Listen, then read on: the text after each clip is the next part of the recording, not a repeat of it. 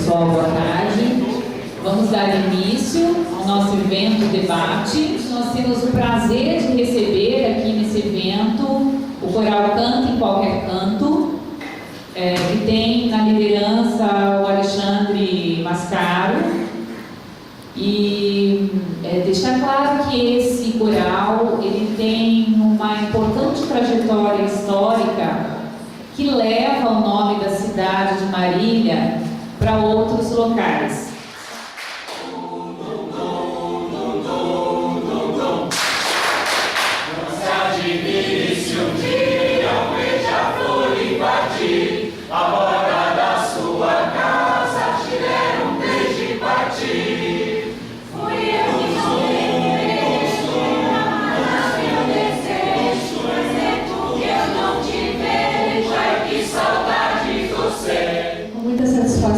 Que nós estamos aqui nessa tarde para falar juntamente com o Conselho e fazer esse debate das diretrizes do nosso Teatro Municipal. Eu também gostaria de cumprimentar a todos. Boa tarde. A FAMEMA se sente muito honrada, né, de termos aqui nessa tarde gloriosa que o senhor nos concede. Eu vou fazer a chamada dos nossos convidados para compor a mesa, que é o André Gomes, que é professor e também faz parte, conselheiro lá no nosso Conselho Municipal de Cultura. Nós gostaríamos de convidar também a vereadora Sônia Tonin e o nosso convidado do dia de hoje, que é o Aldo Valentim. Aldo Valentim é professor de Políticas Públicas e Gestão Cultural na pós-graduação do SENAC. Ele foi coordenador do projeto e administrador das oficinas culturais Poieses. Ele é formado em Relações Internacionais pelo Centro Universitário Faculdades Metropolitanas. Relações Internacionais, com mestrado em Gestão de Artes pela Unicamp e Gestão de Políticas Públicas pela Getúlio Vargas, FGV. A gente tem aqui um tema, né, para falar de organizações sociais de cultura, mas na realidade o que move toda essa discussão em torno da gestão ou de modelos de gestão não é a burocracia em si. Isso é importante vocês terem muito claro, né? Porque não existe estruturas sem que elas estejam a serviço de alguma causa. Então esse é um ponto importante para que nós possamos entender do ponto de vista técnico e operacional, né, que os modelos de gestão eles existem para ajudar o processo de desenvolvimento de alguma área. Nossa querida presidente da FAMEMA falou no caso da saúde, né? Nós vamos discutir cultura, ou seja, se não existisse a necessidade, né, de serviços à saúde, de atendermos os cidadãos na área da saúde, de atendermos as pessoas, né, de resolvermos problemas com relação à saúde pública, não haveria necessidade de estruturas de gestão, ou no campo do Estado, ou no campo privado, ou envolvendo a negociação e o diálogo com a sociedade civil para que essas áreas se desenvolvessem. A mesma coisa na nossa área do setor cultural. Bom, quando a gente trabalha a ideia das organizações sociais, eu vou falar um pouco, depois na síntese eu vou mostrar as telinhas, né? Porque se eu usar as telinhas eu vou ficar mais perdido do que se eu falar do meu próprio raciocínio, do meu roteiro que eu montei. As organizações sociais, elas surgem, né, praticamente no governo do Fernando Henrique Cardoso, quando naquele momento foi implementada o que nós chamamos de reforma gerencial, ou seja, rever todas as funções do Estado, não é, para que pudéssemos então separar aquilo que é competência exclusiva do Estado, ou seja, que o Estado não pode deixar de fazer e nem delegar a terceiros, nem a sociedade civil e nem a iniciativa privada, né? As áreas ou setores produtivos que a iniciativa privada, por concessão, faz melhor do que o setor público, né? E o setor público pode deixar de exercer funções na área produtiva para se dedicar a outras áreas centrais, né? Então, para isso, você tem todo o processo de desestatização, né? E o caso das telecomunicações é um dos mais famosos, né? Porque antes nós tínhamos Telesp, Telemig, Telerge, Embratel, etc., todas empresas estatais, né? Então a comunicação ela é uma área importante, estratégica para o país, mas não necessariamente ela tem que ser produzida, administrada diretamente pelo Estado. O Estado, por meio de uma concessão, vai delegar esses serviços para as áreas privadas e vai regular os serviços que são ofertados para a população no modelo que nós vemos hoje,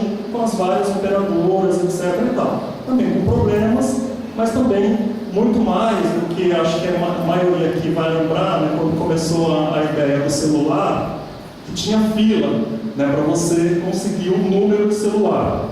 Né, eu lembro que eu morava, depois mudei para Americana, fiquei Americana um tempo, em 97 ou 96, não me lembro bem, tinha um cadastro que você tinha que fazer para ter um celular. Demorava quase um ano para você ter um aparelho. Hoje, né, em função de todo esse processo de transformação, do entendimento de que não é preciso a participação do Estado na produção desse tipo de serviço, nós conseguimos trocar de chip, fazer portabilidade, ter serviços de comunicação muito rapidamente, né? Mas o Estado exerce, nesse caso, um papel de regulação. Uma outra vertente nesse processo da reforma gerencial de 95, né, que foi conduzida pelo ministro Bresser Pereira, foi entender que existem áreas que são não exclusivas do Estado, mas que é interesse que o Estado, de alguma forma, participe. Por exemplo, no nosso caso, na área da cultura. O Estado, a Prefeitura, o governo federal não produz cultura. A cultura, como nós falamos antropologicamente, ela é produzida pelo movimento da sociedade, das comunidades, né? As culturas tradicionais, todas as questões envolvendo as culturas híbridas, as culturas pop, os movimentos que envolvem a internacionalização das artes, os filmes, seja todo tipo de processo de produção, ou muito mais caseiro, cineclube, ou no processo hollywoodiano, não é o Estado que é o produtor. Né? Por quê? O Estado, na história, foi o produtor de cultura, geralmente em regimes de exceção, determinando, ou o que o Teixeira Coelho chama de dirigismo, dirigindo aquele tipo de arte, ou aquele tipo de cultura que ele vai financiar e que a sociedade é obrigada, de alguma forma, a consumir somente aquilo. Né? Então, o conceito antropológico de cultura é diferente dessa visão, porque a cultura ela não é feita pelas instituições. A cultura ela é um processo histórico, um processo que envolve um movimento da sociedade. O que cabe ao Estado? Fornecer os meios, as condições, as estruturas para que isso aconteça.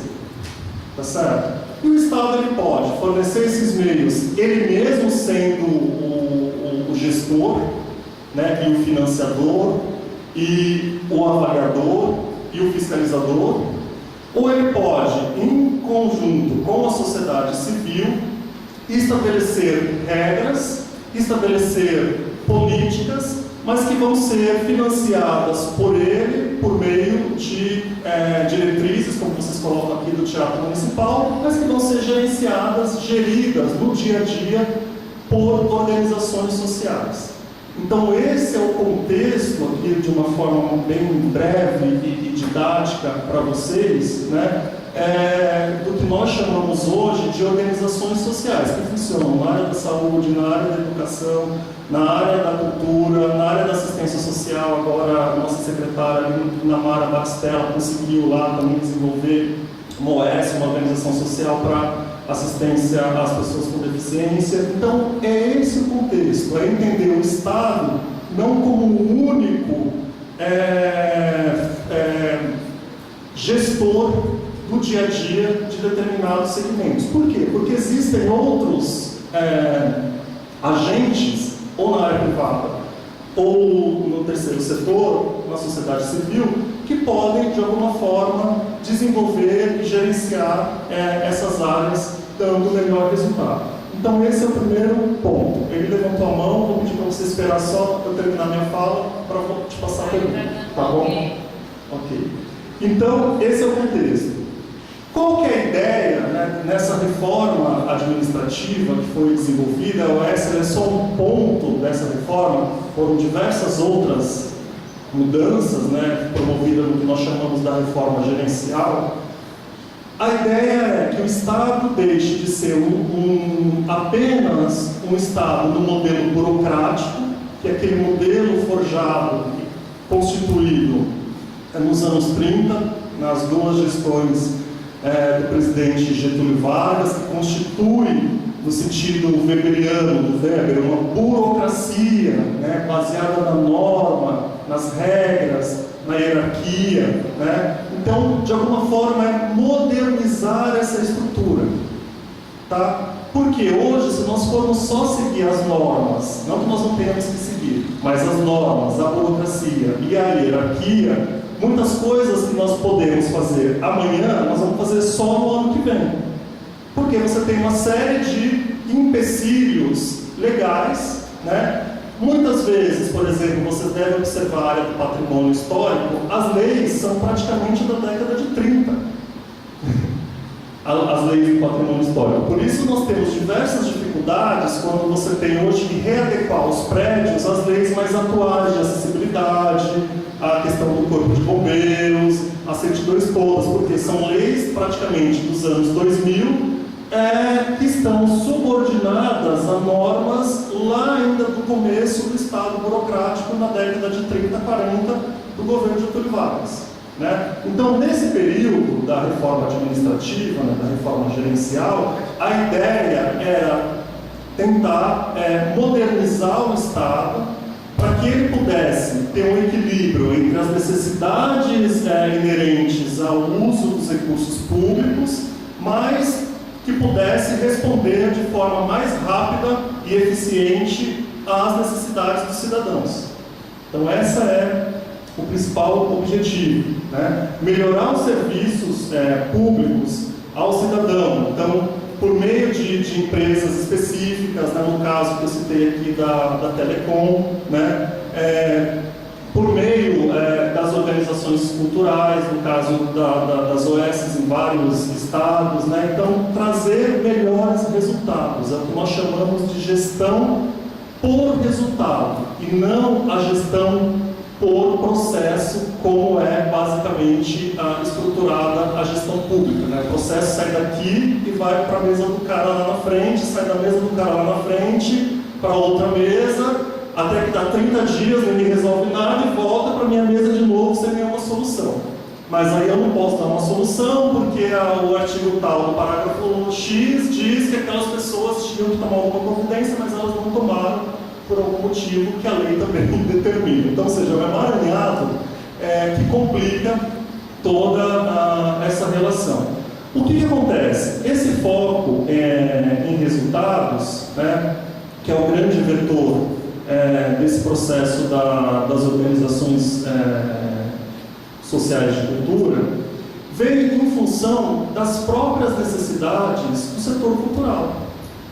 Tá certo? Qual que é o nosso maior problema hoje no Brasil, que eu discutia sempre com os meus professores na Fundação Getúlio Vargas?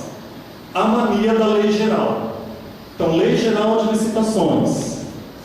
Aí você tem uma questão que é alguns artigos que estabelecem situações de urgência, mas ele está considerando, na realidade, como ele foi criado para grandes obras, uma urgência no caso de uma obra, de uma ponte, de um túnel. Mas é a caixa d'água de uma escola que também, para aquela comunidade, para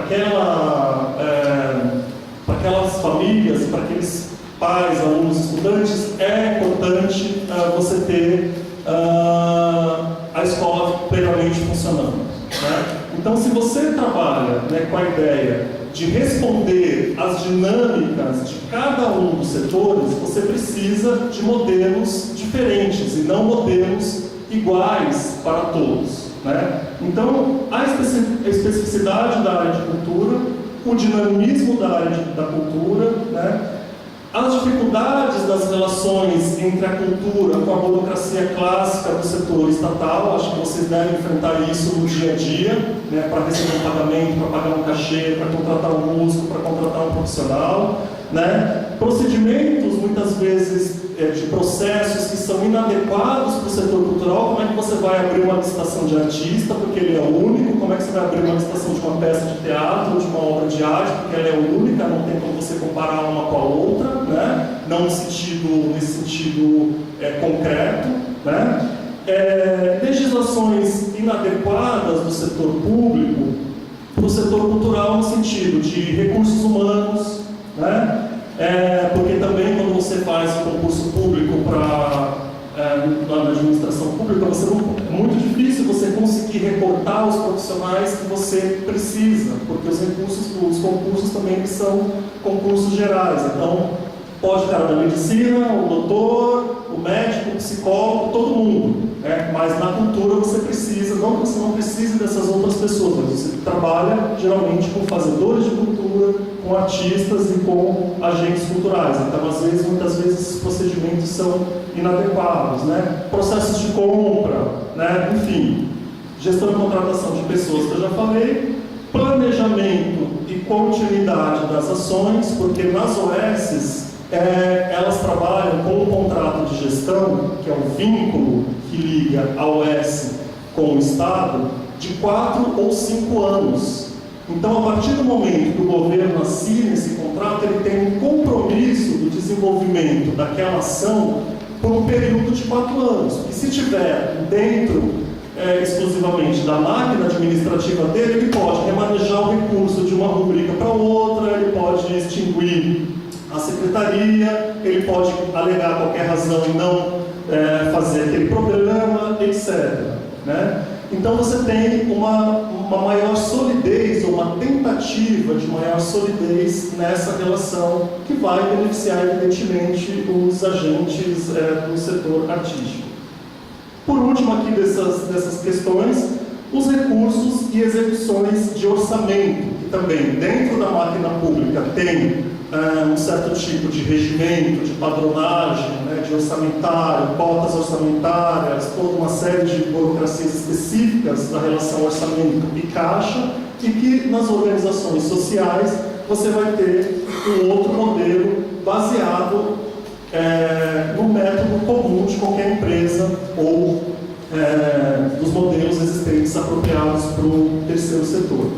Para concluir aqui, para os outros colegas falarem, mas para deixar para vocês essa questão que é importante, né? Quando nós trabalhamos a ideia de gestão por organização social, vocês precisam entender que o formulador, o financiador e o controlador é sempre o poder público. A OS, por meio do contrato de gestão, que é um instrumento que vincula, né, entre ela e o Estado, ou seja, o contrato, o que é? É uma obrigação.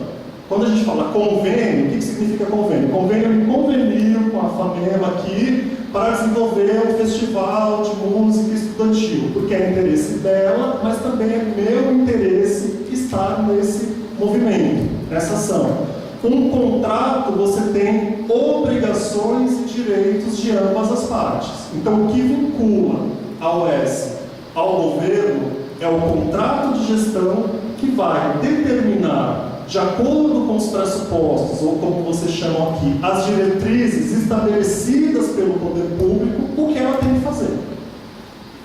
Tá certo? Então, quer dizer, a OS, lá a Milena, nós somos companheiros de poieses, de OS, não podemos fazer o que nós queremos.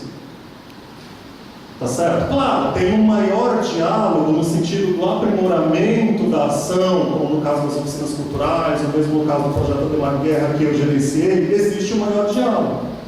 Mas nós temos um intervalo que nós somos obrigados a cumprir aquelas metas, aquelas diretrizes, aquele desenho, aquela utilização de recursos prevista no contrato de gestão. Tá? Então, só para encerrar, quando nós temos a ideia de OS, é apenas entender que ela vai executar o que o poder público determinar. Quanto mais claro o poder público tiver a sua função, o papel daquele equipamento, a missão daquele equipamento, os objetivos daquele equipamento, mais claro você vai conseguir elaborar um contrato de gestão para que a OS possa gerenciar esse equipamento dentro daquilo que você pré-estabeleceu. Tá? Então, gostaria só de encerrar com isso, o demais falamos do bate-papo que vai haver depois das falas dos meus companheiros. Muito obrigado.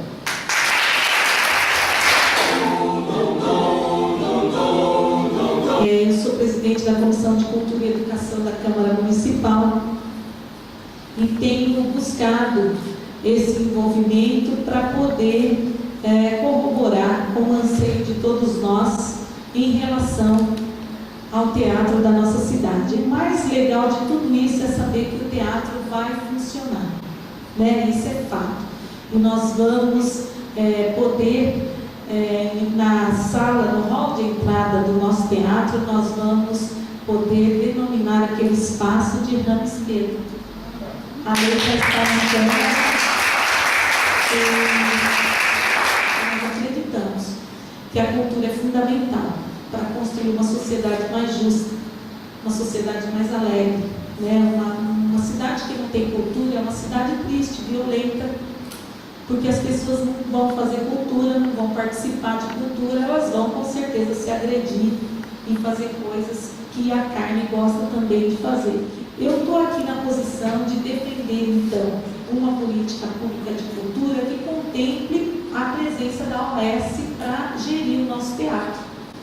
Fiz umas leituras em relação às organizações sociais, tudo isso que o Aldo falou é o que eu de alguma maneira busquei e li e percebi que é assim mesmo. Todo mundo conhece o Projeto Guri, não é verdade? E ele deu muito certo, ele é um projeto super bacana e que prosperou por todo o estado de São Paulo, é também durante os palanques uma das bandeiras do governo e ele é gerido por uma organização social. O que eu quero na defesa desse modelo para o nosso teatro municipal é frisar a responsabilidade do governo. Nós não temos funcionários capacitados, nós não temos equipamentos, né, de primeira geração para fazer toda a gestão do teatro. Nós não temos nem, vamos dizer assim, um porteiro para ficar no teatro 24 horas se necessário. Os modelos de gestão da cidade de Marília, vamos focar agora na nossa cidade, a Lei 11, que é o Código de Administração do município, ela é engessada em jornadas de 40 horas. Funcionário público não trabalha de sábado, não trabalha à noite, não trabalha de domingo, ele tem 6 abonadas por ano, ele tem licença-prêmio de 3 meses a cada 5 anos, ele tem uma série de ressalvas para não comparecer ao trabalho, que são justas, são direito, né? Não questiono nenhum desses direitos. Mas percebo que a nossa lei, que é o Código de Administração, que vai gerir o funcionalismo público, ela é uma lei que não combina com o que o teatro precisa. Então, eu acredito que o teatro vai ficar muito bem servido se a administração pública, né, através da Secretaria Municipal de Cultura, secretária Thaís, fizer essa abertura de licitação e chamar para o teatro uma organização social dentro de um edital que contemple a nossa necessidade. Aí eu penso que o trabalho do Conselho de Cultura é também imprescindível. Então eu defendo, como vereadora, como educadora do município, como alguém que gosta de cultura e que participa do conselho, né, as reuniões mensais, eu defendo que a organização social, para gerir o nosso teatro, dentro de tudo isso que o Aldo já colocou, que é um serviço que o governo pode ofertar para a iniciativa do terceiro setor, então eu defendo que essa é uma posição que vai até, de certa forma, nos proteger. Gente, coube a mim aqui a ingrata tarefa de problematizar as questões aqui relativas a esse debate, né? Eu não sou, por princípio, contra a UES, contra a gestão de UES, não é esse o caso, mas eu acho que nós temos que ter muita tranquilidade ao fazer esse debate, né? O Teatro Municipal já está fechado há muito tempo, desde 2009, como lembrou aqui o Alexandre Mascaro, então é natural que haja na sociedade, particularmente entre os fazedores de cultura, uma ansiedade muito grande e uma expectativa muito grande para que o teatro reabra o mais rápido possível e retome imediatamente as suas atividades, sem dúvida nenhuma, né? Mas isso não pode fazer com que nós possamos atropelar esse processo e façamos isso de maneira muito atropelada, sem o devido debate com a sociedade. Então esse é um primeiro debate, uma primeira discussão, mas acho que a gente não deveria encerrar aqui, acho que a gente deveria ter um processo de mais consulta, de mais discussão a respeito da gestão do Teatro Municipal de Marília, né? Evidentemente que há exemplos muito felizes de gestão compartilhada, né, dos chamados contratos de publicização, né, entre o OES e o Estado. Claro que tem, sem dúvida nenhuma. Poderíamos citar a Pinacoteca do Estado, que tem tido uma gestão muito bacana, as próprias oficinas culturais, entre muitos outros, sem dúvida nenhuma. Eu dei esses exemplos para dizer, então, que essa política de terceirizar serviços públicos está bastante antenada com o projeto do atual governo municipal, embora, repito, isso não invalida a possibilidade de nós optarmos por um caminho de gestão compartilhada com organizações sociais. Então, isso é importante a gente dizer, né? A segunda questão que existe nesse debate, uma posição de muita dicotomia, que eu considero um equívoco, que é a ideia de que a gestão pública é necessariamente ruim e a gestão privada é necessariamente boa, né? O que, na minha opinião, não é verdade.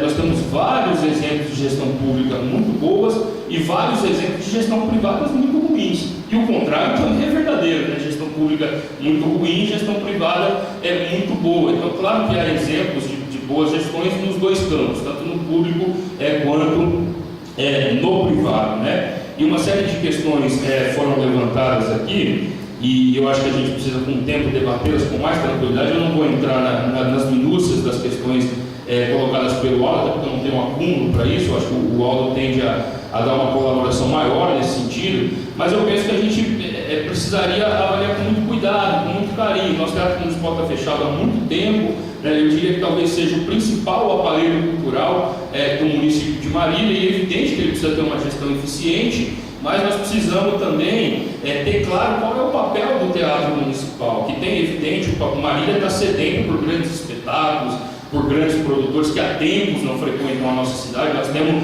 plateia para isso, temos gente querendo ver peça de teatro, mas o papel do teatro não pode ser esse, né? O teatro precisa ser um aparelho que contribua para democratizar o fazer artístico, né? Que contribua para implementar políticas de formação cultural, por exemplo, né? Nós temos em curso, por exemplo, o projeto Teatro da Cidade, que é um feliz projeto, um excelente projeto, que iniciou na nossa gestão na Secretaria Municipal da Cultura e atravessou toda a atual gestão e continua até o final. E tenho certeza, Thaís, não sei se será você ou outro próximo secretário, mas tenho certeza que continuará, ou seja, um exemplo de uma política que atravessou ciclos de governo e ciclos de conjuntura, ou seja, que contradiz de alguma forma essa ideia da descontinuidade. Há, sem dúvida nenhuma, uma grande descontinuidade, mas é possível, com iniciativas, quebrar essa descontinuidade. A reforma não é contrato de OES que vai impedir a reforma do teatro, se o prefeito quiser. O que vai impedir é a mobilização da sociedade civil organizada. O que pode impedir é a organização dos fazedores de cultura, dos artistas, da sociedade civil como um todo. É isso que pode impedir, sem dúvida nenhuma,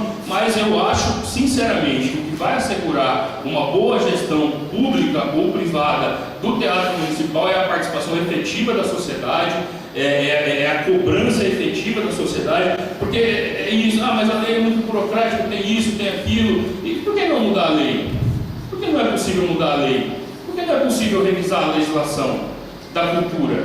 né, em vários aspectos, né? Claro, é difícil, não é simples, mas quem diz que a vida é simples, né? Mesmo a questão das contratações, não precisa fazer concurso público, é mais fácil, contrato, tá? Eu tenho amigos da sociologia do trabalho que chamam isso de precarização do trabalho.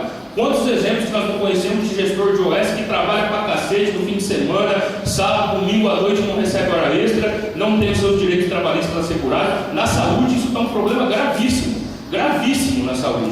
Tem hospital por aí contratando gente fazendo jornadas absurdas, ganhando menos do que precisava receber. Então eu acho que assim, nem tudo são flores. Acho que nós precisamos ter muito cuidado, muita tranquilidade para fazer esse debate. Acho talvez, Sônia, a título de sugestão, Thaís e Sônia, que nós poderíamos ter um processo intermediário de gestão para amadurecer melhor essa questão, até porque daqui a 6 meses vai ter um governo novo, pode até ser um governo novo não tão novo, porque o prefeito pode se reeleger, a legislação permite que ele se reeleja, mas eu acho que talvez a gente podia ter uma gestão provisória de 1 ano, porque o teatro funcionou a vida inteira coordenado pela Prefeitura Municipal de Marília. Pegou, Alexandre Mascaro me disse isso esses dias. Tinha problemas, funcionou.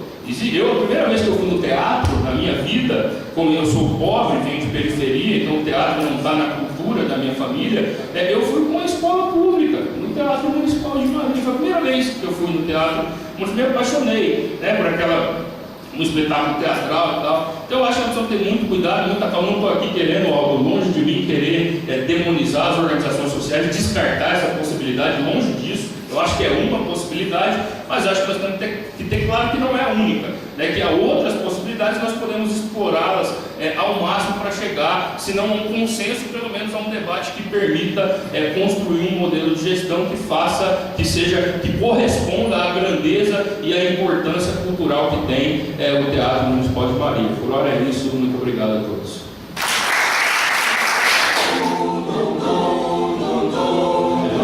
Meu nome é Danilo, eu sou analista de políticas culturais e produtor cultural também, de São Paulo, mas minha família toda, desde pequeno, veio aqui para Marília e acompanho com grande expectativa também. Conheci o teatro antes e com grande expectativa essa nova abertura e essa grande oportunidade de Marília se reencontrar com uma série de circuitos culturais. Vou fazer uma análise breve de como eu vejo a situação atual, eu acho que tem pontos complementares das duas posições aí. Eu acho que, em primeiro lugar, como o André colocou, eu acho que é consenso, independente de questões políticas, partidárias, ideológicas e tal, que o país vive um grande momento de crise política e econômica profunda, de grandes incertezas. Então é algo que eu queria adicionar mais, tem uma conjuntura nova e que para quem trabalha na economia da cultura, e eu destaco isso, a economia da cultura e a economia criativa, há uma profunda crise de financiamento, incerteza, dificuldade. Vale lembrar, por exemplo, o SESC, que está estudando vir aqui para Marília com essa crise retraída, né? Uma série de fechamentos de teatro, sejam diretos do Estado, sejam da iniciativa privada, que não estão conseguindo se manter, né?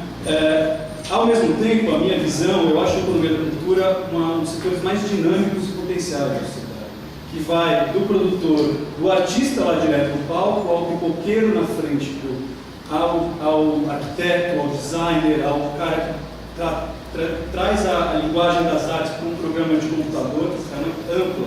Há estudos hoje que apontam que a economia da cultura vai de 5% a 10% do PIB, né? Boa parte dela informalizada, talvez a grande maioria dela informalizada e complementar a outros ofícios dos trabalhadores da cultura, né? E eu acho que Marília, nesse contexto, como eu disse, é consenso de todo mundo. Acho que a Sônia destacou bem essa centralidade da oportunidade da cultura. E Marília vive uma carência, uma expectativa de retomada desse equipamento cultural, e eu analiso esse momento para Marília, que tem uma paixão aqui pela cidade, uma enorme oportunidade de se recolocar no circuito das artes. E o teatro é um espaço fundamental para isso. Analisando as possibilidades, como bem apontou o Aldo, de modelos de gestão, um Estado puro, por um lado, né, direto, administração pública, ceder, terceirizar, privatizar para a iniciativa privada, seria uma segunda opção, também colocada, e o modelo intermediário de OS, que não é terceirizar, privatizar e ceder totalmente, se for bem definidos os termos do contrato de gestão, do acompanhamento, do monitoramento do poder público, do papel fundamental da sociedade civil, da classe artística e do Conselho Municipal de Cultura, que pode ser o Conselho Curador, que tem um papel fundamental nesse controle da atuação da OAS, me parece o modelo mais interessante e ideal. Né? Eu acho que seria, inclusive pensando nesse contexto de crise, seria uma ilusão achar que seja o poder público, com todas as amarras, justificações, incertezas que o Aldo falou. Mas mesmo que você, hoje está cada vez mais difícil, não ver grandes modelos de teatros públicos, sejam municipais, estaduais ou federais, que estão conseguindo atravessar essa crise. Mas a crise também está pegando a iniciativa privada pura e simples. Você terceirizar para uma empresa. Quantos teatros em São Paulo e no Brasil foram teatros grandes? O Tom Jazz acabou de fechar em São Paulo, que eu acompanho de perto isso. Teatros consolidados estão fechando, sem um apoio público, sem um controle, uma parte, uma cogestão. Por isso eu analiso o modelo de gestão compartilhada, de contrato de gestão ProS, e aí eu vou rapidamente, sumariamente, elencar alguns pontos que eu acho importantes desse modelo. Né? Primeiro isso, não pode ser considerado como privatização, terceirização, então agora o Estado vai repassar, o Conselho não vai ter mais participação. Não, pelo contrário, é fundamental o acompanhamento do poder público, a participação do Conselho como co-partícipe desse modelo. Né? Segunda coisa, o modelo de OS, eu acho que varia muito de área para área, como o Aldo bem pontuou. Eu, particularmente, sou, por exemplo, contra o modelo de OS para a educação, para escolas, por exemplo. Eu acho que na saúde tem alguns lugares que funcionam muito bem e tem outros que são temerosos. Eu acho que para a cultura, até aqui, né, pode surgir novos modelos. Eu acho que para a cultura, pelo dinamismo da cultura, pela necessidade de contratação mais ágil, a especificidade do produto cultural, do produto artístico, eu acho que o modelo S até aqui tem sido o mais, os melhores que nós temos por aí. Inclusive, é uma coisa suprapartidária. Né? Ele pode ter começado com Covas e Fernando Henrique, foi até antes do Fernando Henrique, foi com Covas que surgiu, né? Mas hoje os setores do PT, próprio Juca Ferreira, a Prefeitura Municipal de São Paulo, nesse momento, está discutindo para os demais teatros, além do Teatro Municipal, adotar o mesmo modelo. Né? Então, eu acho que para a cultura ainda é um modelo, claro, sempre sujeito a novos aprimoramentos, mas ainda é o melhor. Quais outras vantagens adicionais que eu acho que o Aldo e a Sônia não pontuaram, que eu queria pontuar?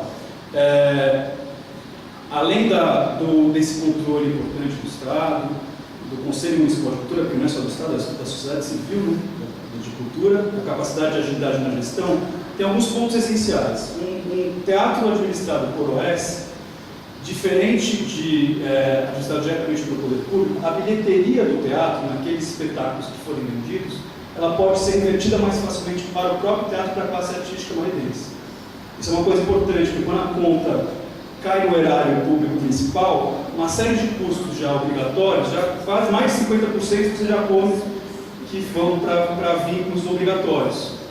Isso é uma das dificuldades que teatros públicos, municipais, estaduais e federais até enfrentam, de se manter. Você pode fazer uma gestão maravilhosa, ter a participação do conselho e tal, você cria espetáculos, inclusive que você quer reverter para incentivar a cultura na periferia, você não pode, porque entra dentro do buraco sem fundo do poder público, da dívida, dos gastos.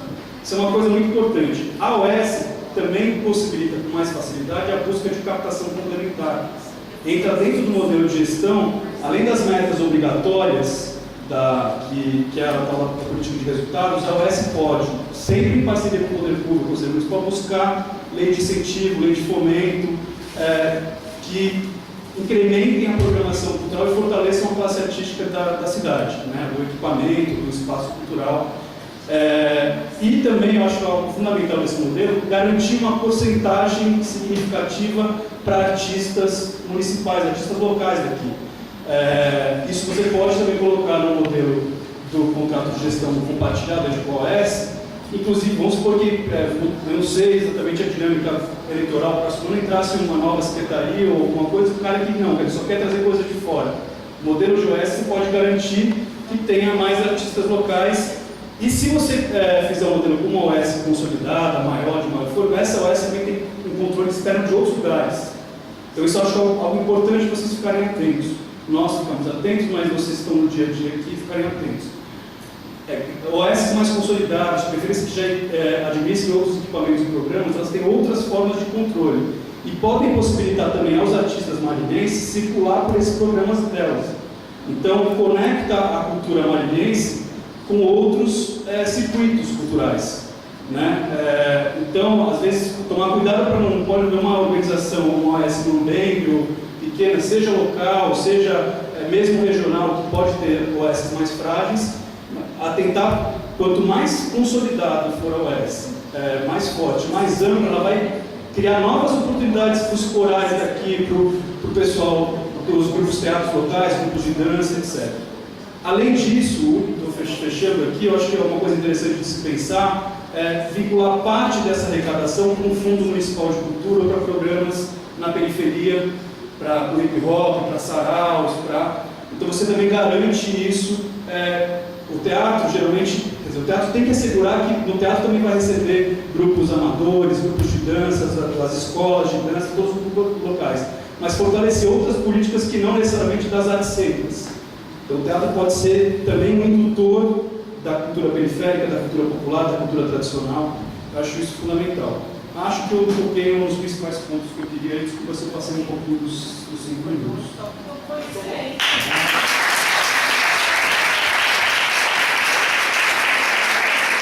Salário, isso é previsto em lei. Não significa que vai entrar a OS e vai abandonar todos os funcionários, etc. Aí cabe ver como isso está na lei municipal e se tem interesse desse funcionário estatutário integrar ou ser cedido pela administração municipal para colaborar com a OS. Então esse é um ponto importante que é para a reflexão de vocês. Já tivemos casos em São Paulo, no Teatro Municipal, tem várias situações nesse nível, etc. Com relação à reforma administrativa que ele propõe, você vai incorrer em diversas situações. Por exemplo, o Estatuto do Funcionalismo Público ele não é um regramento só municipal. Ele envolve, inclusive, eu não sou da área de direito constitucional, mas ele envolve vários artigos da própria Constituição. Então você vai começar a ter esse... Não estou dizendo que é impossível, nada é impossível, porque o legislativo é o representante do povo. Então se o povo acha que em determinado momento tem que mudar a lei, ok, existe um processo, né? Por outro lado, você vai ter um outro regramento, que é a própria Lei de Responsabilidade Fiscal, que vai determinar para os prefeitos um limite, um teto de contratação, de gasto. Porque antigamente os prefeitos podiam contratar todo mundo, né? Lá vão ter. Então houve não só a Lei de Responsabilidade Fiscal serviu para fazer esse tipo de regramento, sobretudo na situação dos comissionados, e não só dos concursados, mas para limitar essa discricionariedade, ou seja, esse poder individual que o gestor tem de ampliar o gasto sem haver a respectiva receita. Porque qual o problema que nós estamos falando de tudo isso aqui? A gente está trabalhando em opções de gasto. Opções de gasto. Quando a gente discute OS, terceirização, você pode até montar uma PPP. Ok, vai ser uma parceria público-privada.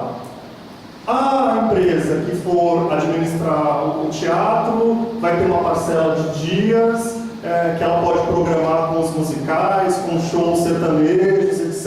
E vai fazer manutenção do teatro. Isso é um ponto de vista, é possível, mas qual é o objetivo público que tem uma PPP para uma área cultural, para um teatro municipal, dentro das diretrizes que vocês estão discutindo? Quer dizer, não tem conversa, né? Você tira o gasto da administração pública, mas você não devolve aquele bem que o cidadão deveria receber pelo uso desse teatro, porque você vai trabalhar no modelo de teatro privado, cobrando altos ingressos, vindo espetáculos às vezes muito mais comerciais, etc. e tal, né? Quando você trabalha dentro do regimento público, que também o André aqui defendeu, você tem opções. Então, quer dizer, como que nós podemos ter um concurso público, tá certo?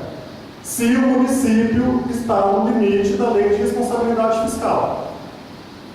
Aumenta a receita, aumenta o tributo. Será que a população vai querer esse aumento do tributo para justificar essa receita e para justificar esse gasto?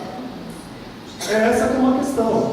Quer dizer, se nós analisarmos o setor da educação, eu não estou aqui de forma nenhuma minimizando a área cultural, mas a educação na Constituição de 88 e a saúde na Constituição de 88 só conseguiram o espaço que conseguiram porque foram anos de batalhas sistemáticas para que se conseguisse um percentual do orçamento comprometido efetivamente para aquela área. Né? Quer dizer, nós de 88 para cá, não sei fazer conta de cabeça, para vocês me ajudem, quantos anos tem para nós chegarmos no Plano Nacional de Cultura, num Sistema Nacional de Cultura que não determina a forma de financiamento? Então não adianta você garantir um direito, mas você não ter como esse direito vai ser financiado. Então, o que nós estamos discutindo, as possibilidades, envolve o custo. Esse é o ponto. Quando a gente fala de políticas públicas, nós estamos falando efetivamente de distribuição dos recursos públicos e como eles vão ser distribuídos. Né? Não tirando o direito dos funcionários, muito pelo contrário, tá certo? Eu acho que tem que batalhar, tem que ter um regramento, tem que ter os benefícios, os direitos, etc.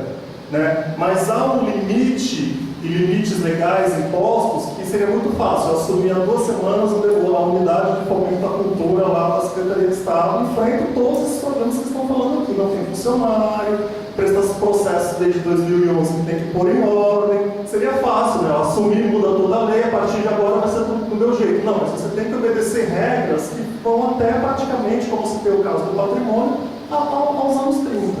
Né? Então é um equilíbrio difícil realmente de se ter.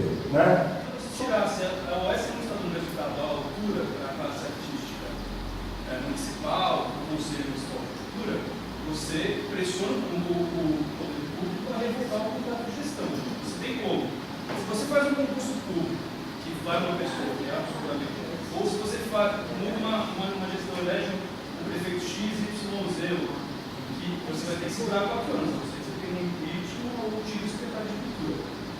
O modelo de OS, se garantir esses princípios públicos da classe artística maranhense, você pode pressionar. Em 6 meses, 1 ano, não teve o resultado, revolve o contrato de gestão autonomamente. Trabalhar e convidar e convocar o OS de fora. Como o poder público também, e aqui Marília não é uma cidade desprovida de especialistas, né? Tem o Unesp, tem uma série de pessoas que estudam também a área de políticas culturais, ex-secretários de cultura, vereadoras, enfim, pessoas que estão aí observando modelos. Vocês podem muito bem criar um OS no desenho da necessidade da cidade. Exatamente.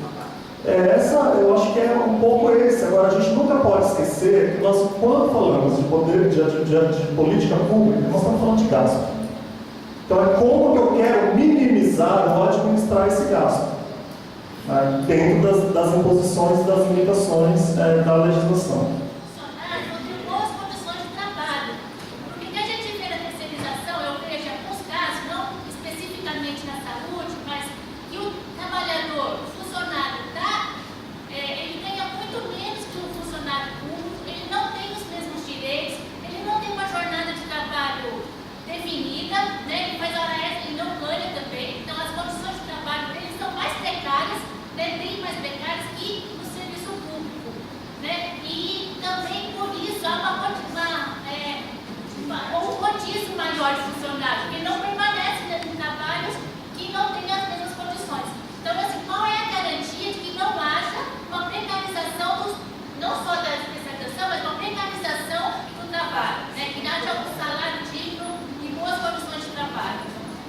Sabe que vai ser muitas horas de trabalho para já entrar, então, né? Além de ser específico, que garanta a qualidade, mas também um funcionário, né? Que a preocupação maior minha é ter a terceirização também com uma precarização do trabalho.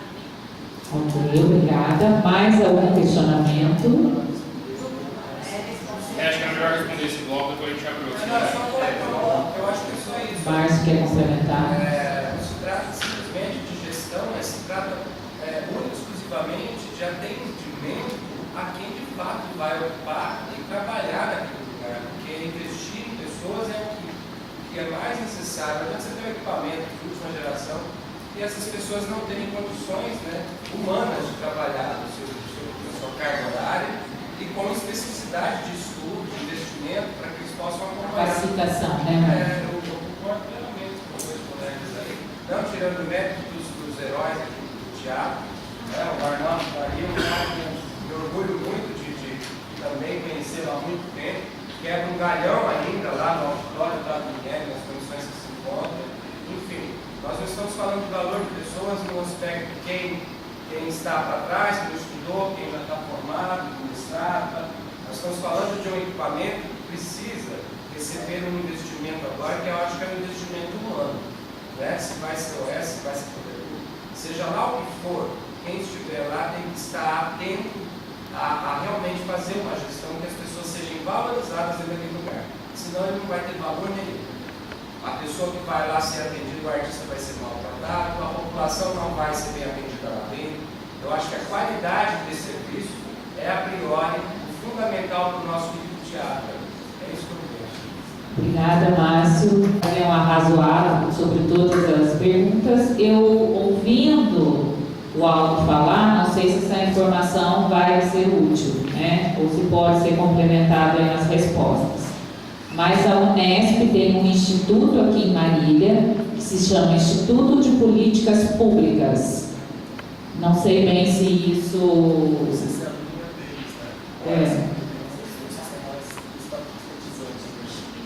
mas ele pode se alinhar ao poder público, a algum OS, não sei bem, você falou que aqui nós temos universidades, temos, não é?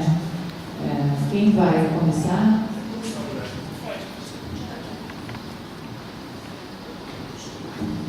Alô.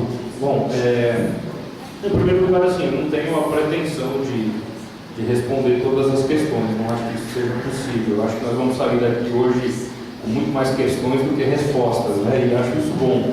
Acho isso bom porque aí a gente sai também preocupado em buscar as respostas efetivamente, né? Eu só, em primeiro lugar, várias falas vieram no sentido aqui de reforçar as possibilidades que trazem a gestão compartilhada, né? A gestão feita pelas organizações sociais. Em primeiro lugar, eu queria dizer o seguinte: eu não sou contra, por princípio, gestão de organização social, não é esse o caso, né? Eu acho que elas têm um contexto, tem uma série de ponderações. Eu só acho que é o seguinte: nós temos que problematizar. Eu acho que nós estamos numa fase de estudo sobre o melhor caminho. E para estudar o melhor caminho, nós precisamos ter tranquilidade. Não dá para ser um afogadilho, não dá para ser correndo. Claro que nós queremos abrir o Teatro Municipal o mais rápido possível e fazer com que ele funcione. Mas nós precisamos buscar, porque se é verdade que tem uma série de potencialidades, é verdade também que tem uma série de problemas. Temos exemplos de problemas em muitos lugares, né? Como nós falamos, vai ter edital, vai ter isso, vai ter aquilo. Claro, tem OS sérias, boas, outras nem tanto, mas dependendo da forma como o poder público vai gerenciar esse processo, por exemplo, precisa ter meta, precisa cumprir meta, se não cumprir, em 6 meses a gente quebra o contrato uma outra e tal. Agora, essas metas são definidas por quem? Porque o poder público também ele pode elaborar metas simples, fáceis, tranquilas, que não há muitas dificuldades para ser cumprida. Então, quais são as metas de fato? Eu acho que nós estamos na fase de discutir isso. Quais são? Porque, assim, me parece que o governo municipal está convencido de que o melhor caminho é a OS.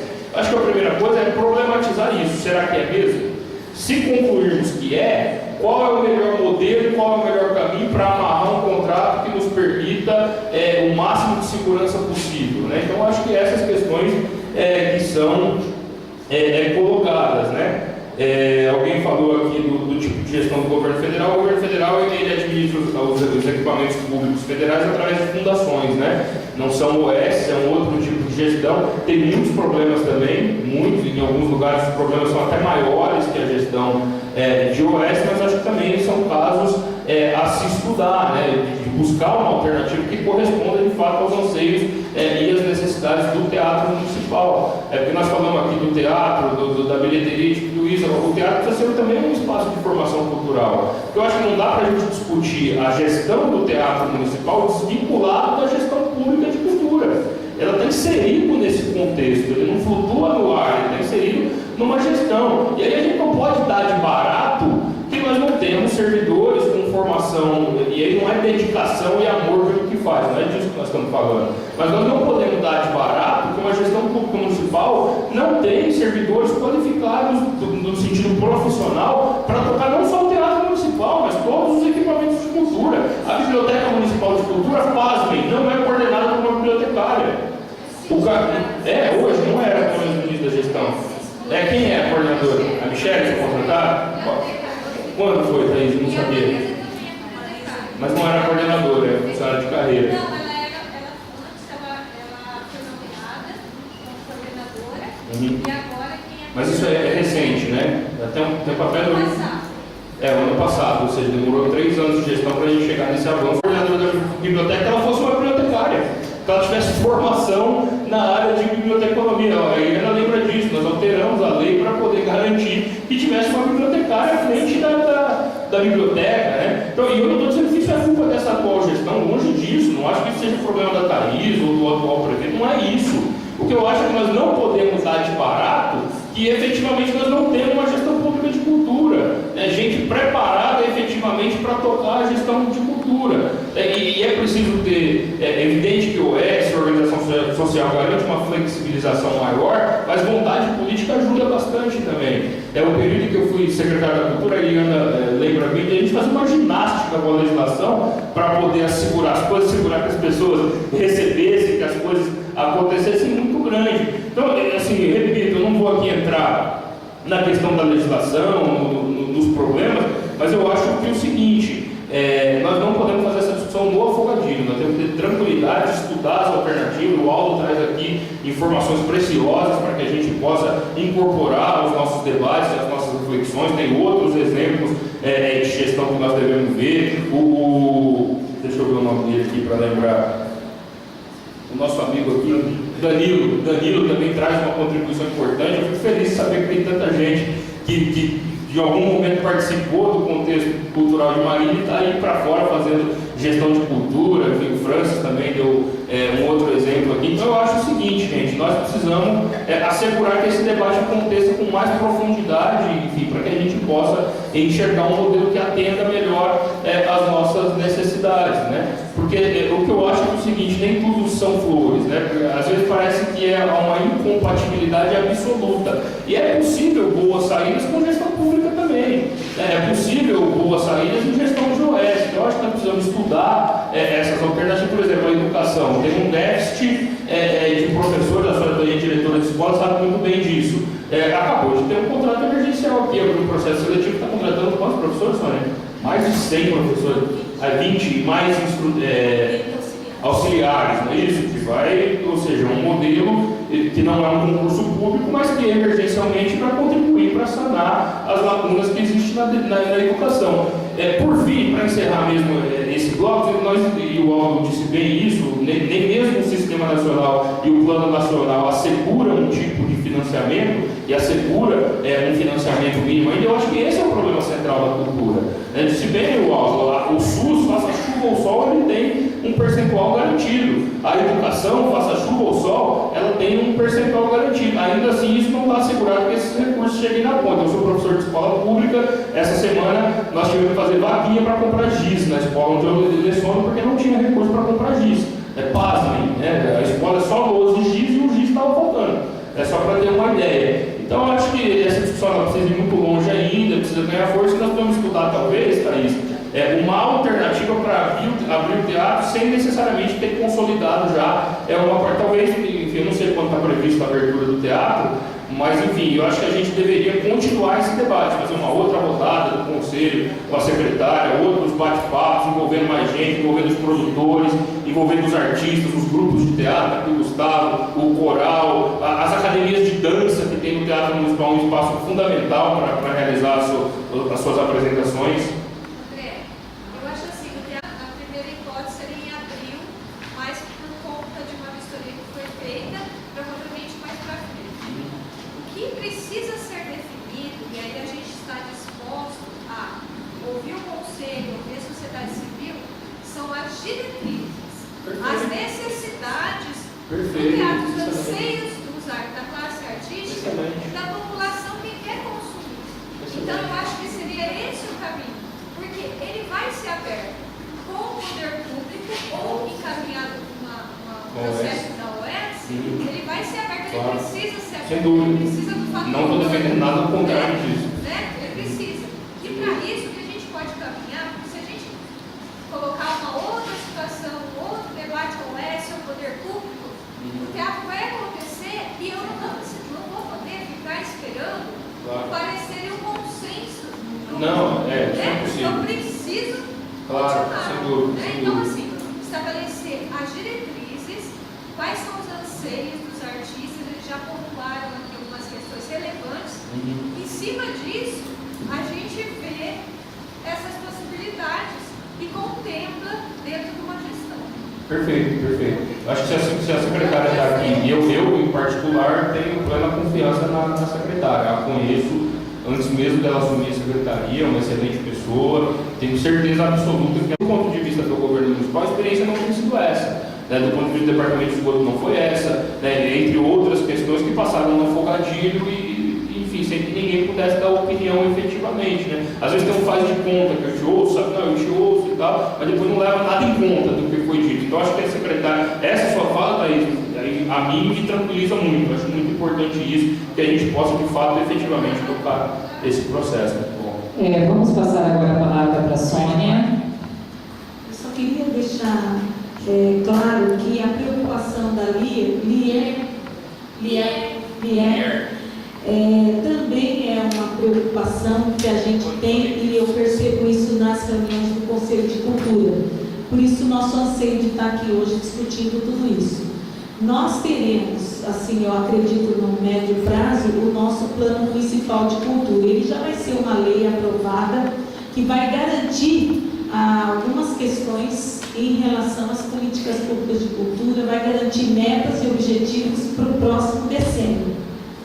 E em relação a essa preocupação da precarização, que o Felipe também falou, e da capacitação desse servidor, desse funcionário, seja da UES, seja do Poder Público, o que eu acredito é assim: nós temos, nessa demanda de administração do teatro, nós vamos participar da construção dessas diretrizes, o que nós queremos, o que vai ser possível fazer lá, como isso vai acontecer. Não é qualquer espetáculo, não é qualquer gente, não é de qualquer jeito, mas haverá parâmetros nessas diretrizes estabelecidas. E o que vai garantir que nós tenhamos uma administração a contento é justamente esse edital.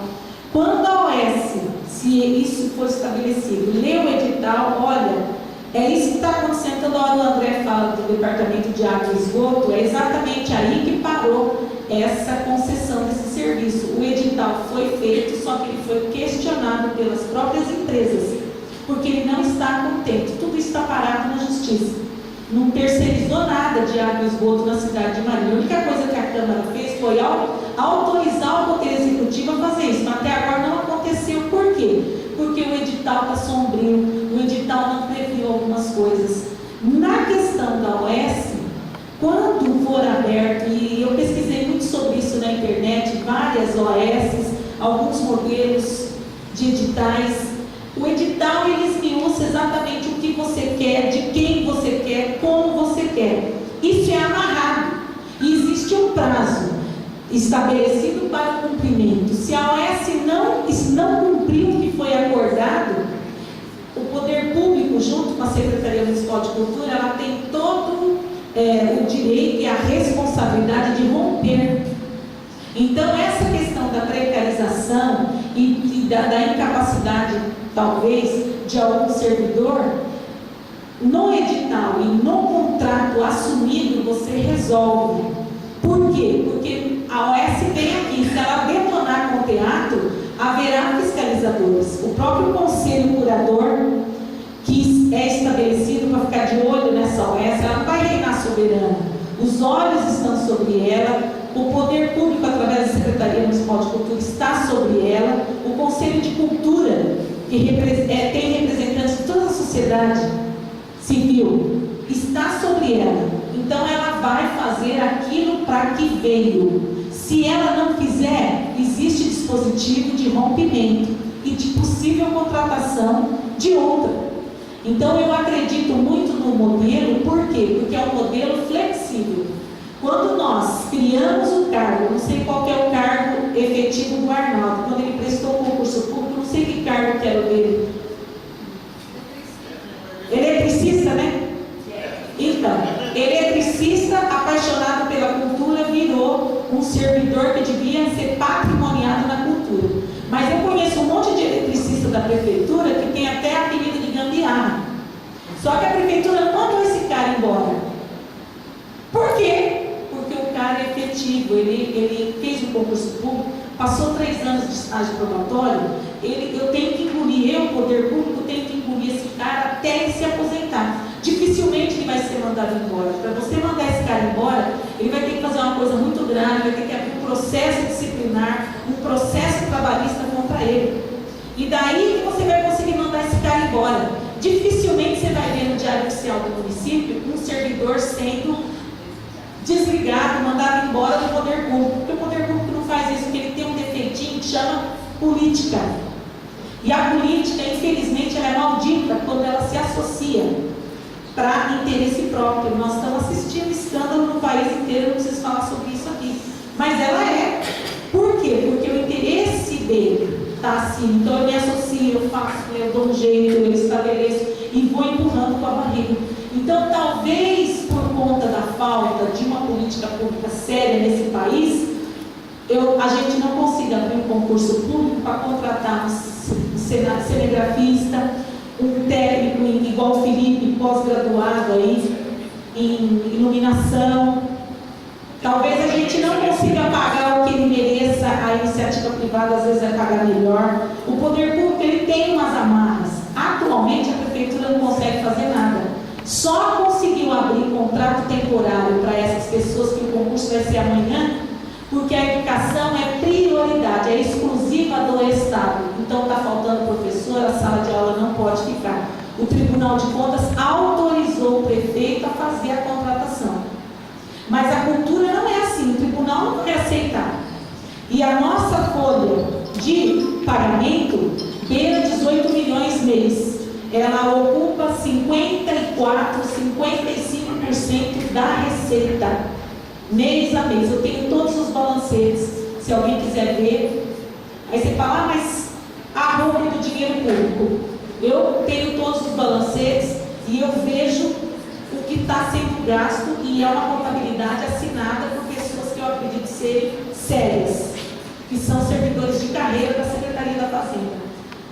Infelizmente, na cultura, nós não podemos contar com isso. Nós temos que procurar uma saída criativa.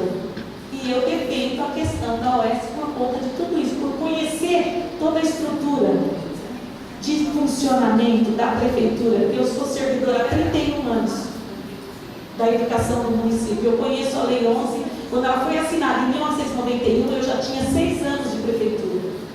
Eu assisti e acompanhei a confecção da Lei 11. Ela é a Bíblia do funcionário. E ela amarra, ela engessa, ela oportuniza várias coisas que hoje, na atual conjuntura do país, não é mais possível. Então é por isso que eu penso que a OS pode nos auxiliar nesse sentido, da gente ter qualidade e ter garantido o serviço para o nosso teatro municipal. Aldo. Bom, começando pela pergunta do primo, então o governo federal tem a lei, né, das organizações sociais. A Fundação Roquete Pinto é uma organização social que cuida da TVE, né? Mas não tem nenhuma da área de cultura. Porque no governo federal você vai ter o IBRAM, que é uma autarquia, que é o Instituto dos Museus. Você vai ter as fundações como Funarte, Fundação Cultural Palmares, etc., as Júlio Barbosa, são fundações, né, são autarquias. Você vai ter a ANSI, que foi criada ainda lá no final do governo Fernando Henrique, que é uma agência reguladora e de fomento para a área do cinema, e só. Tá? Ou a Fundação Biblioteca Nacional, enfim, é esse modelo que o governo federal tem adotado para o desenvolvimento das suas políticas. Né? No governo do Estado, quando você pergunta sobre as diretrizes, né, essas diretrizes que o governo estabelece para os equipamentos públicos que ele administra, tem a ver com a alma de cada um dos equipamentos. Tá certo? Então, por exemplo, você tem um contrato, você tem o Teatro São Pedro, que é gerenciado pela Pensarte, inclusive o Clodoaldo Medina, que é o diretor executivo dessa UES, é um dos especialistas na gestão de corpos estáveis na área de música. Ele admite a função desse equipamento do Teatro São Pedro é trabalhar com a música de câmara e ópera. Então essa é a função do equipamento. A UES tem, tanto quando você olha a programação do Teatro São Pedro, você vai ver uma programação focada nessas linguagens, nesse recorte, nessa especificidade ligada da área musical. Né? Então ele tem que cumprir metas de público, metas de récitas, quantidade de ingressos gratuitos, quantidade de ações educativas para a inclusão de pessoas ou facilitar o acesso. Ele vai ter umas datas que são limitadas para ele poder fazer locação desse teatro para eventos externos. Ele vai ter uma cota que ele vai disponibilizar para o próprio governo utilizar esse equipamento. Né? Então nós vamos fazer agora a premiação do Prêmio Governador do Estado, vai ser lá no Teatro São Pedro. Mas a gente não pode, só pode ser na segunda-feira, porque é o único dia que é dedicado, que não tem nada das obrigações do teatro, né? Ou seja, para fazer a programação dos corpos estáveis e dos corpos líricos em atividade. E a gente não pode nem entrar no domingo porque é um dia de récita. Para você ver, o próprio Estado ele tem uma limitação se ele quer utilizar aquele próprio, tem que estar dentro daquela regra. Tá? A mesma coisa para o Teatro Sérgio Cardoso, tem um espírito, né, dentro de São Paulo de abranger espetáculos alternativos, mas também grandes espetáculos e uma programação infantil. Então ele vai lá e cumpre essa função. O Teatro Estadual de Araras, a mesma coisa, uma programação muito mais regional, com a dificuldade do nosso amigo apontou lá, o Felipe, que é o teatro feito pelo Niemeyer, né? Então não tem muita funcionalidade. Mas se tivesse internet aqui, eu ia mostrar para vocês. Mas vocês podem acessar esses contratos de gestão. O que vocês precisam entender, e como a secretária colocou, é qual vai ser a alma desse equipamento. É isso. Qual o espírito dele? Qual o espírito? Entendeu? E aí você tem que entender que você trabalha com uma diversidade cultural muito grande, né, de linguagens, de plateias. Os governos não podem governar apenas para uma minoria, seja a minoria da elite ou seja uma minoria das minorias das camadas mais populares. Vocês têm que ter uma programação que abranja tudo isso. Ou seja, então você tem 365 dias no ano e 24 horas por dia para você organizar uma programação para o teatro municipal. Entendeu? Mas se você não tiver claro isso, você não consegue. Tá? Porque não é só fazer um contrato de gestão para repasse de verbas, para ter melhores funcionários, etc. Você tem o espírito do equipamento. Né? A questão que o Felipe coloca, né, relativa ao quadro de profissionais, nos dois modelos, tanto no modelo estatal puro, vou colocar assim para ficar mais fácil o entendimento, você pode chamar um concurso específico para uma área específica. Você vai ter que criar um cargo, você vai ter que estar dentro do estatuto do funcionário público, você vai ter que ter uma série de procedimentos até a abertura do concurso. Tá? Problema de gerador. Até a abertura do concurso, entendeu? Então, no caso do funcionário público ou do concurso público, você pode estabelecer uma área específica e abrir essa situação econômica aqui em Marília, que também a situação econômica ela é sempre conjuntural, viu gente? As crises não duram para sempre, é um ciclo. Então, vocês também, talvez daqui a 5 anos, 3 anos, 2 anos ou 1 ano, vocês poderão ter recursos para ter funcionários públicos na área da cultura para administrar o teatro municipal. Quer dizer, não tem impedimento. Né? O que precisa é abrir um concurso inteligente, ou seja, se eu preciso de um iluminador, eu tenho que abrir um concurso para um iluminador. Não posso abrir um concurso geral, entendeu? Que eu permita muita gente de fora para concorrer àquela vaga. Que aí tem que ser específico. Então está no desenho do concurso. Né? Na UES, você tem o processo seletivo, que é a mesma coisa. Eu, por exemplo, abri antes de sair da Poiese um processo seletivo para assistente administrativo. Expliquei que era precisava de experiência de finanças, tudo. Aí me veio um monte de artista e me manda currículo. Esse daí eu nem perdi tempo para ler. Vi lá, formado em artes cênicas, tchau. Entendeu? Eu preciso de gente com experiência em administração e finanças. Entendeu? Então, para vocês, porque eu saí da UES em regime seletista e fui para o Estado, segundo escalão, e estou ganhando menos do que eu ganharia na Poieses, como regime seletista, então eu não sei exatamente qual que é a precarização que existe. Eu acho que o regime seletista, inclusive eu sou radical quando discuto, eu acho o regime do servidor público muito mais precário do que o regime seletista. Porque o regime seletista ele vai te garantir direitos, e mesmo que o patrão não te pague hora extra, lá na homologação, na justiça trabalhista, você vai ganhar. No poder público você não ganha nunca, você vai ganhar precatório e quando você morrer, talvez alguém receba por você. Entendeu? Então, o regime seletista, que foi criado também foi uma herança do governo Getúlio Vargas e foi aprimorado ao longo dos anos, é uma das maiores leis de garantias para... você vai ter o processo de, você trabalha 12 horas no dia, no outro dia é folga, você vai ter todos esses tipos de reorganização da carga horária como a legislação determina. Não só isso, eu tenho outra experiência também seletista no Senac, eu sou professor e coordenador da pós, é a mesma coisa.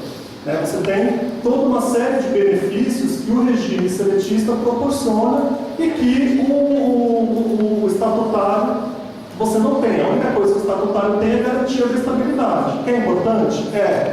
Entende? Mas quando você olha, você pode pegar o portal da transparência e você olha o salário base do funcionário público, que é esse que ele tem na folha, é infinitamente menor, quase 4 vezes ou 5 vezes menor do que o regime seletista. Tem que dar na área, porque na escola eu não vejo isso. Na escola eu vejo um salário pior, que não paga no dia. Então, mas aí tem que ver qual que é o regime que você está, porque a educação ela tem vários regimes de trabalho, é uma área problemática, né? Mas no caso das OS da cultura, você não tem esse problema. Você pode observar todas as 21 OS do governo do Estado, você vai ter casos que a pessoa quer ganhar mais, trabalha mais, mas ela está ganhando lá o seu bom salário na média que o mercado pagaria. Então, é um pouco isso. Foi feita uma pesquisa, tem algumas discrepâncias, nem tudo é o mundo das mil maravilhas, entendeu? Mas se nós formos analisar o modelo, tanto o modelo estatal puro quanto das organizações sociais, nós temos que inibir os desvios. Porque corrupção, não quero conversar aqui que vai sempre existir, espero que diminua, mas ela pode ocorrer tanto nas OS, como vocês devem estar acompanhando lá no caso do Teatro Municipal em São Paulo, quanto no setor público, quanto todo o problema que houve, que gerou inclusive a impossibilidade do poder público de ter convênio com ONGs por conta do excesso de desvio de recursos nos convênios do poder público com as organizações não governamentais. Então, quer dizer, não é os desvios não devem ser considerados, mas não deve ser o centro da atenção para você discutir o modelo. E evidentemente que essas questões trabalhistas, entendeu? Eu sou bem sensível a isso, porque meu pai é motorista, foi sindicalista, trabalhei inclusive também em sindicato. Eu acho que a gente tem que reverter essa questão. Agora, no setor cultural, que aí é um prejuízo que o setor tem, ele é um setor que ele já nasce precarizado. Porque você não tem contratação, você não tem nada de nenhum tipo de contratação para artista, você não tem nenhum tipo de contratação de concurso para ator, para produtor, para diretor, para os criativos, você não tem. Você está reclamando que é professora? Não te tira a razão, você tem razão sim, tem que reivindicar e tem que ter os seus direitos. O setor cultural, agora que nós começamos a nos preocupar que as pessoas que trabalham no setor cultural precisam de salário, precisam de um registro, precisam de um fundo de garantia, precisam ter, se ficar doente, por exemplo, uma pessoa da dança, uma pessoa do teatro quebrar o pé, como é que ele vai ganhar dinheiro? Se ele não tem nem direito ao auxílio, ao afastamento, etc. e tal. Então, a OS, em muitos casos, ela vem para colaborar e tentar amenizar, digamos assim, esses problemas, né? Havendo os desvios que nós temos que observar, não repetir e julgar, né? Punir, entendeu? No caso, só para encerrar, das organizações sociais do Estado, nós tivemos, na história, né, do período, nesses quase 10 anos, de 2004, que vem a primeira OS, que eu acho que foi até um projeto do Rio mesmo, até praticamente 2006, nós tivemos 2 distratos de contrato. E não foi por problema de corrupção. Entendeu? O primeiro, que foi a OLM, foi uma reorganização do próprio contrato para uma outra organização social. Então, aí, aquela OS que estava administrando ficou sem o contrato. E o segundo caso foi da Associação dos Amigos das Oficinas Culturais do Estado, que havia uma divergência entre a condução da política pelo próprio Estado. Não foi um problema de roubo, de corrupção, de que os funcionários não trabalhavam, etc. e tal. Muito pelo contrário. Havia uma divergência do próprio Estado na organização do modelo. Então, vamos reorganizar, vamos repensar, vamos refazer esse programa. Então, encerrou-se o contrato de gestão com a SAOC e foi repassado esse contrato para a Poiesis, porque naquele período entendia que a Poiesis ia conseguir administrar melhor e ter sinergia com outros programas, como a Fábrica de Cultura, o Museu da Língua Portuguesa, a Casa das Rosas, que eles administravam na época, né? Então, nem tudo também é imutável, né? E nem, às vezes, só a OS é a vilã ou a boazinha. Também, às vezes, o poder público, né, poderia melhorar mais, ter reformas, poderia rever seus procedimentos, né? Mas é uma dificuldade enorme para vocês entenderem que muitas vezes nós respondemos com o nosso próprio CPF em determinadas situações. A secretária sabe disso, com o seu patrimônio. Nas OS ainda é pior, porque dentro da estrutura do Estado você ainda tem todo o aparato. Enquanto você está lá dentro, ele te salva. Você tem o procurador, você tem o chefe de gabinete, você tem a Câmara, você tem todo esse aparato. Na OS, você cometeu alguma irregularidade, você não tem ninguém. Você tem que ou contratar um bom advogado, ou é o seu carro, a sua casa e tudo, e você vai ter que entregar para o governo se você fez alguma irregularidade, né? Então, o importante é analisar o que eu quero para esse equipamento, como eu quero esse equipamento, qual o perfil da programação para esse equipamento, qual o perfil dos profissionais que vocês desejam para esse equipamento, como eu vou absorver os servidores que já são estatutários, né, dentro desse equipamento, como eu faço esse processo de transição, de alinhamento, de valorização desses servidores. Não é para deixar o cara que trabalhou 30 anos ser comandado por outro que tem 20 anos de idade, não pode, né? Então, como que eu trabalho esse desenho para daí depois eu decidir se eu vou privatizar, se eu vou fazer PPP, se eu vou fazer como o Garça fez um meio a meio, um convênio de 1 ano, 2 anos, vamos ver o que vai dar, se eu faço a OS, né? Então acho que é esse o espírito, né? E analisar os benefícios de cada um desses mecanismos. Então, durante o meu processo de pesquisa, o que eu tenho observado é que a cultura é o diferencial também, conjuntamente com a educação, com todas as outras partes que perfazem o índice de desenvolvimento humano, a saúde, não é? Mas a cultura também faz parte de um diferencial para dentro do desenvolvimento regional, nacional e de uma nação. Então, esse momento nosso aqui foi um exercício de cidadania e, para além do que, vocês contribuíram com a questão do desenvolvimento da nossa cidade. Então, eu gostaria de deixar aqui um agradecimento. Aqui estão os nossos endereços, não é? Ali o endereço do Conselho de Cultura. Novamente estamos reunidos, sempre na primeira quinta-feira do mês. dia 7, a partir das 6 horas da tarde, não é? Principalmente aquelas pessoas que fizeram as exposições, que foram tão importantes aqui, por favor, estão convidados a participar da reunião do Conselho Municipal de Cultura. Temos aqui do professor Aldo. Gostaria de agradecer a participação do André, né, que tão gentilmente esteve aqui presente desde o início aqui, queria fazer as ponderações e as colocações, do professor Aldo e da vereadora Sônia, tá bem? Obrigada por todos, tenham uma excelente semana.